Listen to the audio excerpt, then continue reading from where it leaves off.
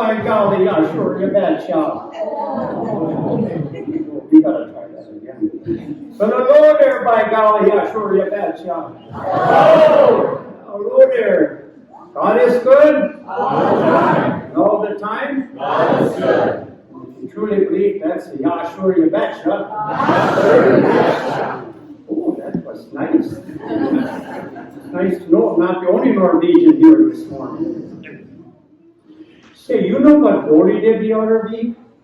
He went shopping. He asked for something to do. Thought maybe he'd find a bargain.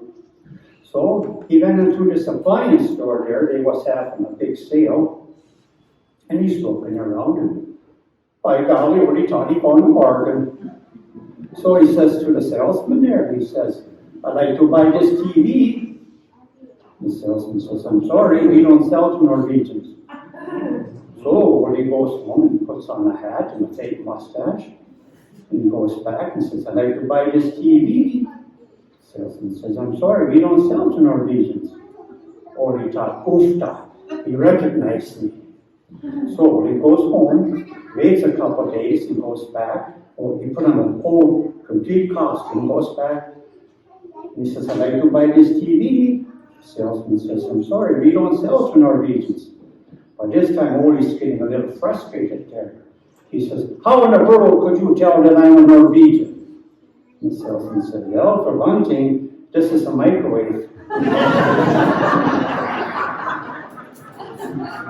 Next, he goes into a shoe store, and he's trying on a pair of shoes, and the sales clerk comes and says, "Well, how do they feel?" Or he says, "They feel a bit tight." So the sales clerk leans over and looks at all his feet and his shoes. He says, "Try pulling out the tongue." So he goes, "No, it's a little bit tight." Ole was home all alone one day when there was a knock on his front door. So he goes to the front door, opens the front door there, there was a deputy sheriff standing there. So he says, "Is there a problem, officer?" Ole always wanted to say that.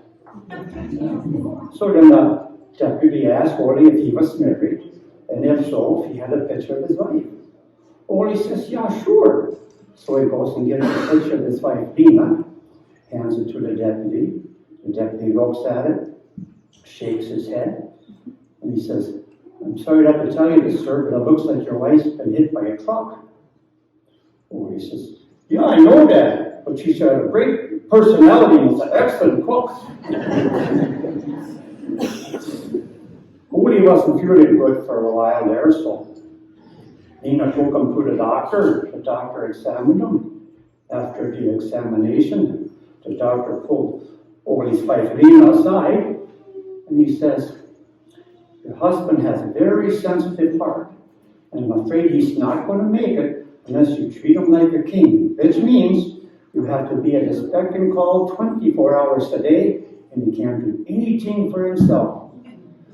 So Nina's driving Ole home after the appointment there. Ole says, "Lena, yes, what did the doctor say?" So Lena pulls the car over. She takes Ole by the hand, looks deep into his eyes, and she says, "Ole, my love, the doctor says that looks like you probably aren't going to make it."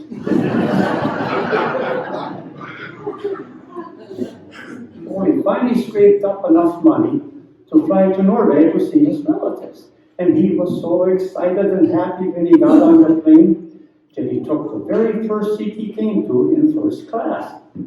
Well, it didn't take long for another passenger to come along and say, "Excuse me, sir, you'll have to move. This is my seat. I got the ticket for it." Or he says, "You just don't understand. This is my first time going to Norway. I'm so excited. I need this front seat." Well, the passenger couldn't get him to move, so he goes and gets the stewardess. The stewardess comes and says, "Sir, this is a gentleman's seat. You'll have to move." Or he says, "You just don't understand. This is my first time going to Norway. I need this front seat so I can get out quickly to see my relatives." Well, she couldn't get him to move, so she goes and gets the captain. But the captain come and he didn't have much luck either. That is, until he leaned over and whispered something into Ole's ear. Ole stood up. He says, "Oh, okay then." And he goes back and sits at his assigned seat in the rear of the plane. "What did you say to him?" the stewardess and the other passenger said. "We're going to get him to budge." Well, the captain says, "I just told him this seat doesn't go to Norway." Isn't that the way it is sometimes between us and God? We might be sitting at a place in our life where God doesn't want us to be in. He's trying to get us to move, and we just sit there and won't budge. I think there's two reasons why that is. One, I think sometimes we're just plain stubborn. It's our way or no way. And two, sometimes I think we don't have enough faith in God to handle our troubles.